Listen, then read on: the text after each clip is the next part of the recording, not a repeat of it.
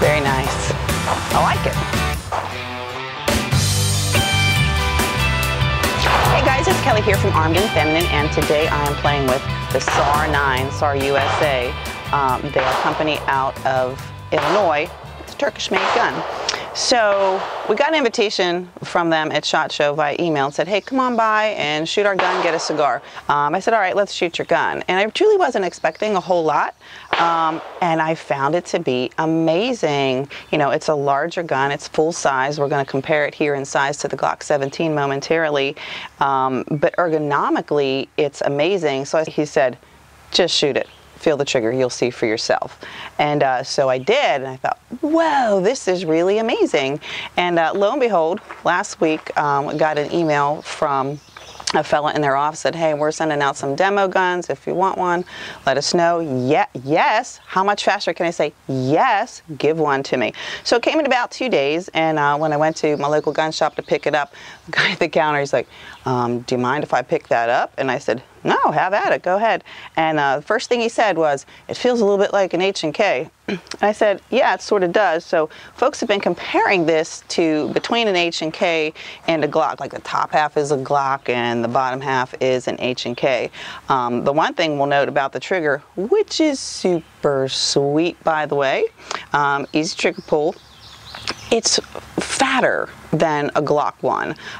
So my friend Dave shot this the other day too, and that was something that he picked up on right away that he liked about it, was the width of that particular trigger that he thought made it a little bit easier to shoot, and I would have to agree.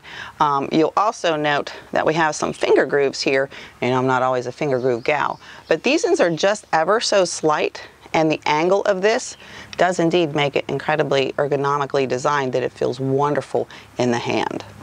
All right, so let's take a look at a few of the features that this gun has, and it's absent a lot of them, which is what we kind of like. It doesn't have a whole lot of bells and whistles. So first thing on that trigger that I told you that is lovely, we've got a trigger safety right here, and I don't know if you saw that or not, but it also has, you know, little red mark indicator here telling you that it's ready in fire position, because when we press it, the red goes away. The other thing that it does have is manual thumb safety. You know, not that we're all about using that or having one, because it's not part of the body's natural process to quickly disengage that, but it has it if you'd like. The sights, not fancy, but let me tell you, big white dots. So you can acquire your sight picture pretty quickly when you need to, if you're not shooting unsighted. It's fairly nice. It does have, you know, fairly textured grip too, but like I said, it's really humid out here, so my hands are a little sweaty, so I would certainly put a Talon on that later. I have to ask my friends at Talon if they even make one for this gun. It's so new. We also have pretty awesome Picatinny rails, so I could mount a light on there fairly easily if I needed to. All right, so let's take a peek at the mag. You're going to get 2 mags with this, and it has a capacity of 15, so we get 15 plus 1, and it's metal, compared to the Glock magazine, which is plastic, but that's going to give you 2 more rounds for a 17 plus 1 capacity. So let's take a look at how these compare in size. Alrighty, so taking a peek at these lengthwise, they're pretty much dead on in terms of length, and the SAR is just slightly shorter in the grip.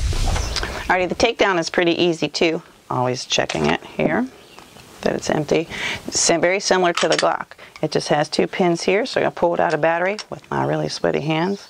Pull these 2 down, press my trigger. It didn't. And there we go. It's apart. Really easy. All right, so I will just say that last weekend, which was the first I got this gun, and we put about, I don't know, 50 to 150 rounds through it. The first 50, I had a few malfunctions. It failed to go into battery, whacking it a few times.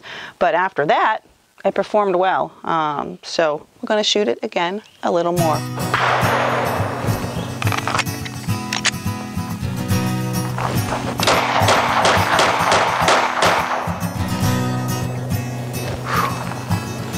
You know, just like any gun, it has a lot of things to like.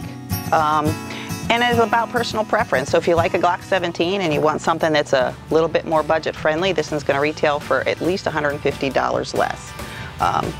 Why not? Somebody has one? Give it a try. I'm Kelly from Armed and Feminine. Hit the subscribe button, and remember, it's your life. Protect it.